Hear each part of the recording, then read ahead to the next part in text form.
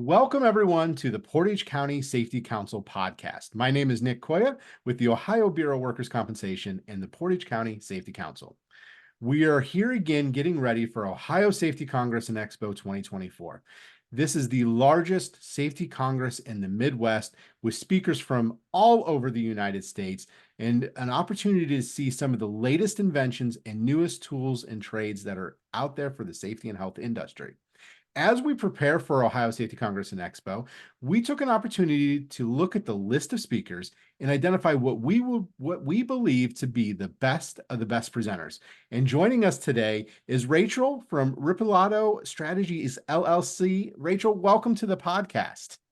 Well, thank you so much for having me. It is truly an honor to be here with you today and also to speak with everybody at Safety Congress later this year. My passion in life is helping people find more fulfillment in their careers.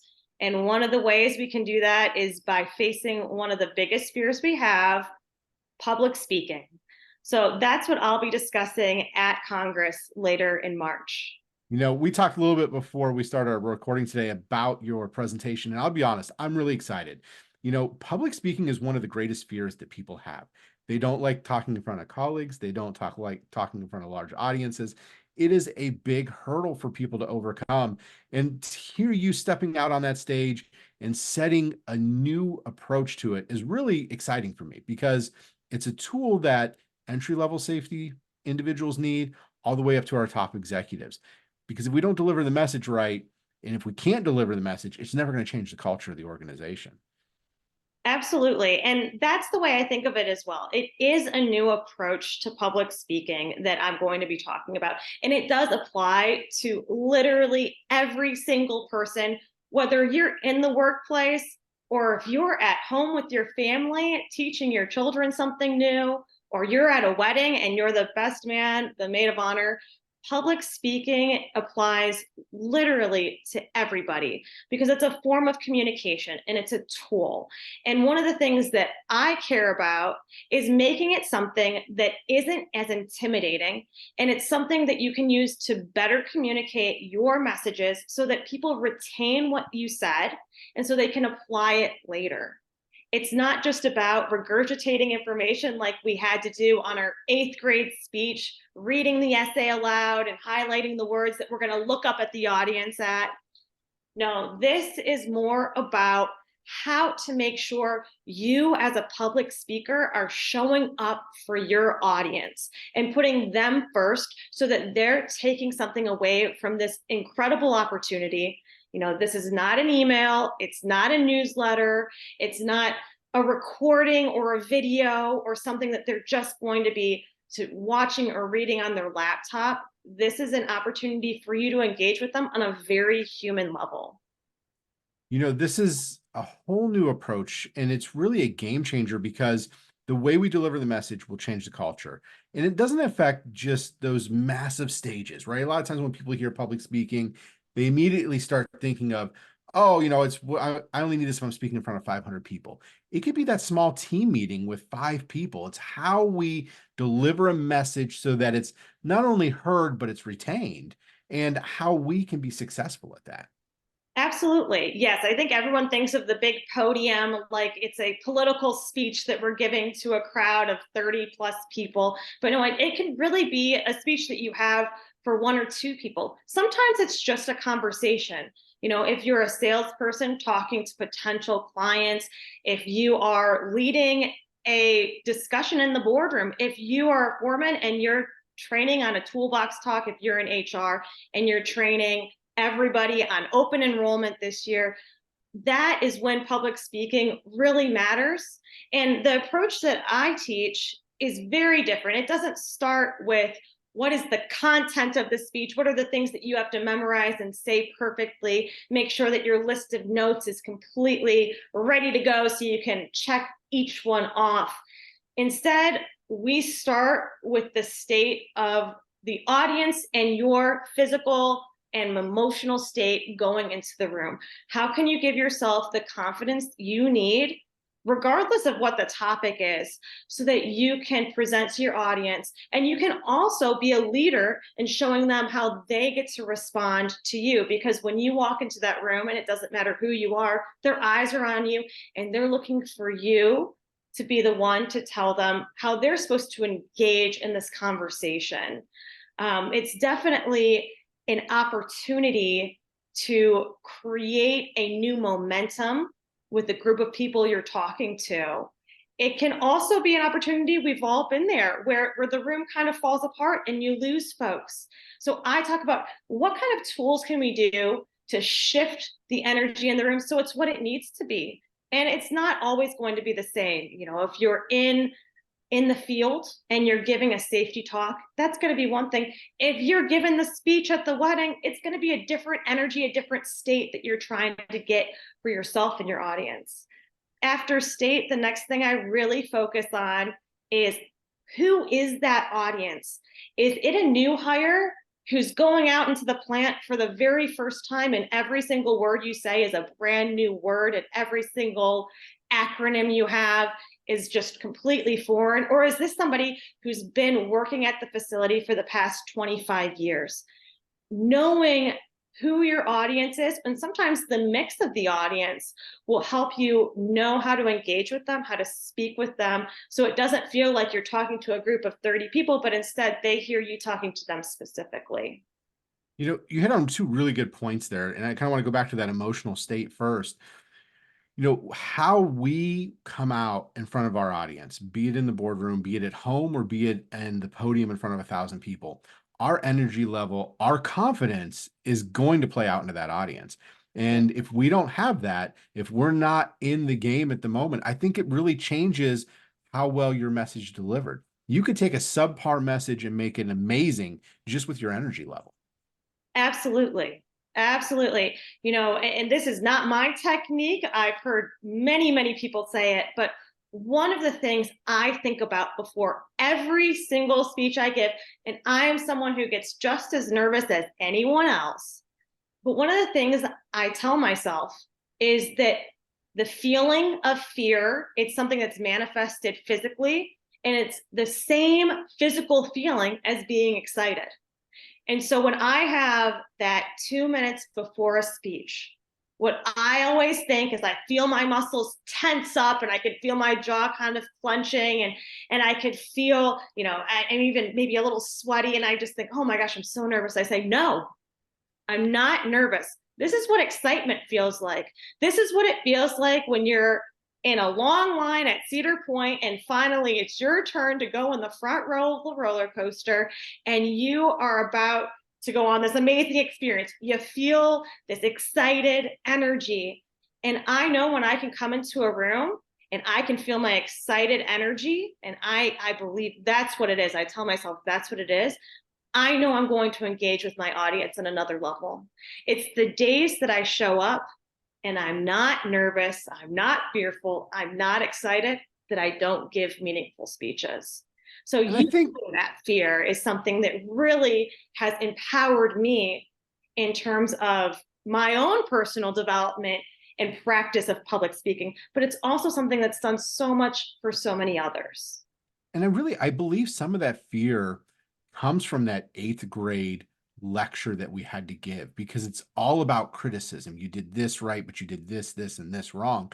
And so when we stand in front of people, we have this internal dialogue. At least I find myself having this dialogue. Well, I didn't move right. I didn't stand in the right place. I didn't deliver the message the way I want to. There's so much criticism, but the reality is when you sit in the audience, 100 things could go wrong and they won't notice any of them. We have to get past that fear of that criticism of ourselves. Absolutely. And you know what? Things will go wrong. You will say, you will trip up your words, you will mispronounce something on your PowerPoint, and it's okay. Nobody is sitting there with a list of everything that you messed up on your speech. What they're there for is to get the content that they need so that when they go to whatever they're doing next, they can take that information with them. You know, we need to make sure that we're considering their time, their energy, and their needs as audience members. And if we can fill those 100%, we can make sure they're leaving with a meaningful message that they can carry home with them. And maybe this is information that can protect them so they can go home safely to their families. Then we know we succeeded. It has nothing to do with whether or not you said is okay. And I know that in eighth grade it wasn't, but I'm here to tell you it's okay as long as your audience gets something from the message that you were trying to give them. Which brings us to that second point that you hit on, is tailoring our presentations to our audiences. You know, the idea of having this toolbox cookie cutter presentation that works for everybody, it doesn't, because the energy, the thought process I'm going to deliver to the frontline workers is much different than what I'm going to deliver in the boardroom. And we have to take a time, I believe, as professionals to really make sure, while the core message may be the same, the delivery, the approach, the stories need to change depending on those audiences that we're working with. I 100% agree. Yes. You don't need to come into a speech with a line by line of everything you say. And in fact, if you do, it won't speak to your audience members because you're going to be behind your piece of paper or your iPad. You won't be engaging and you won't have the flexibility to change what you're saying to respond to what your audience is telling you in that moment. One of the things that I love to do is, of course, I have an outline of the things that I want to cover. And I have an outline of what needs to happen, what we need to accomplish, because I have information that they need to take with them.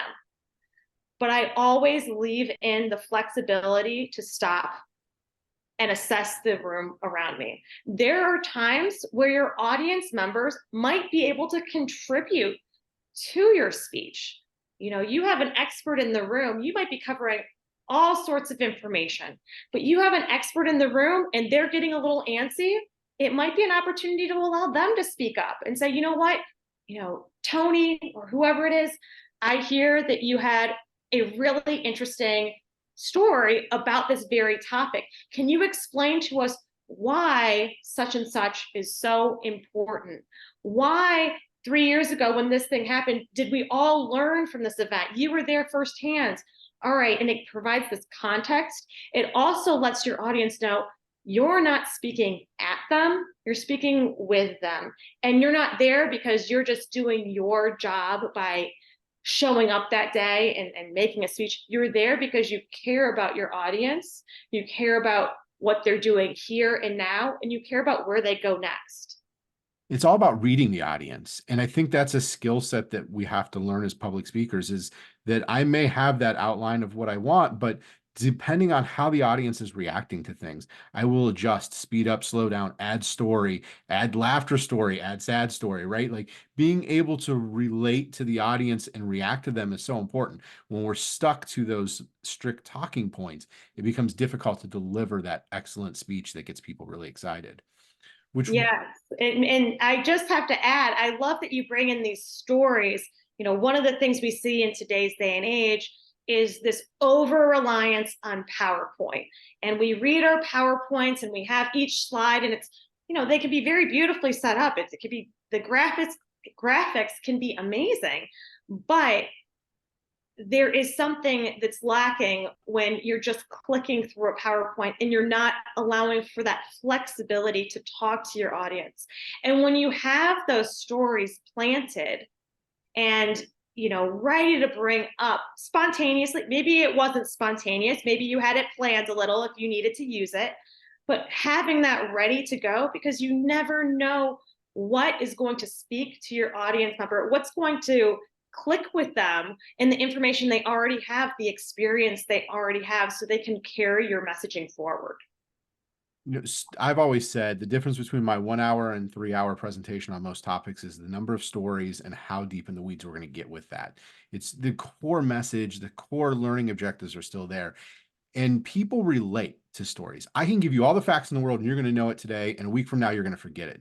But you're going to remember that story. You're going to be like, man, I remember that time that Nick was up there talking and he told this story about this. And that story is relatable and easy to pull back to the forefront of your mind. Right. If a story has an emotional charge to it, we're more likely to remember it. And it can be funny, it could be scary, it could be sad, but we're more likely to remember it. And also remember the context in which that story was brought up. So who said it and why did they tell me that story? That's where you get that imagery that they can then carry forward and not only carry with them intellectually, that's wonderful. We love that, but that doesn't get the job done and that doesn't keep people safe. In the context of being in a facility, knowing something, knowing to wear your PPE, to put your gloves on is not the same as actually going and find the proper gloves to wear and doing it, or making sure that your colleagues are being safe as well. And stories are a great way to make sure that it not only sticks in your memory, but you know the reason why when you leave that presentation. Why am I going to do this thing that keeps me safe and makes sure that my colleagues are safe and I can go home safely to my family? Absolutely. Before the show, we talked a little bit about your three main points, and the third point that you're covering at Ohio Safety Congress is about content and how do we sort through all that data. I know that if I have a topic that I want to talk on, we could just end up in the weeds really fast with a lot of data. So talk to me a little bit about that. How do we manage so much information, not making it information overload? Right. The first thing we need to do in terms of research is go find the expert. You can do all the research you want online. There is plenty of information out there, as we all know. But if you have someone at your company that is already the expert, maybe you're talking about welding safety, I think you should go start with the folks who do welding and who make sure and train on that to make sure their folks are safe on a daily basis and making sure that there's no issue that could occur there. First, start there. Second, if you have SOPs in place, you should go look at those SOPs and make sure that your procedure that's in action aligns with what we actually say we do. Beyond that, we have wonderful resources. I mean, EPA website, OSHA website, DOT website, where they already synthesized in very digestible articles or just pamphlets of what you can be teaching from a safety, environmental, DOT perspective. There's so much information out there. The challenge is, as the presenter, is to synthesize it into a coherent message that people can take with them. You don't want to give them the entire encyclopedia because you'll lose the audience and they're not going to remember anything. Give them what they can take in bite-sized chunks. I always start with my expert because my expert already knows where I need to do my research. Start with your expert. Right. Start with your expert. And that's also where you can get a few stories too. These are real stories happening within my company that I can now share. Go see if you have any standard operating procedures available. Make sure you've read through those, you understand them, and that it's actually happening. And then go to those other resources that you can easily find online. It's your job to synthesize it. And I know it's a lot. It's a funnel of information. And you want to take probably, if it's an hour-long speech, that's going to take me at least 5 to 10 hours to really synthesize the information down to an hour of what I'm going to present. And it's okay. It should take a long time because you're doing that heavy lifting so that your audience members don't have to, so that they can get what they need to be safe or to register for open enrollment or to make the sale, whatever it is that they need to do.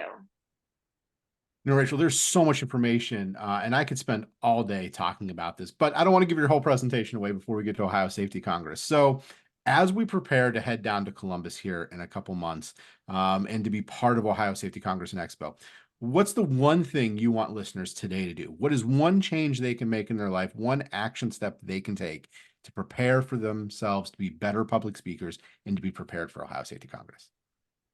The very first thing that they should do today is ask themselves, who is the audience? Who's in my audience and what do they need from me? Why do they need me to present this here today in this format? Ask yourself that question and you will find the answer. You will know why you need to do this in person, and it's not going to be a newsletter or a pamphlet or an online training, you will find your answer. What do they need? Who are they and what do they need?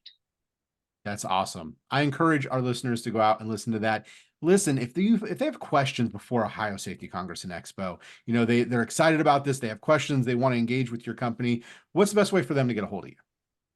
So the best way to get a hold of me right now is through my LinkedIn, Rachel Ippolito. And we will be listing additional information, I think, in the footnotes of this podcast with a website and additional email address you can reach me at as well. Awesome. I am so excited. I will definitely be checking out your presentation and hopefully get a chance to meet with you in person at Ohio Safety Congress and Expo 2024. Thank you for joining us here with Portage County Safety Council podcast today. Thank you so much. It's been a pleasure. I look forward to meeting you and our audience members later this year as well. All right. And to our listeners, everyone, have a great week and stay safe out there.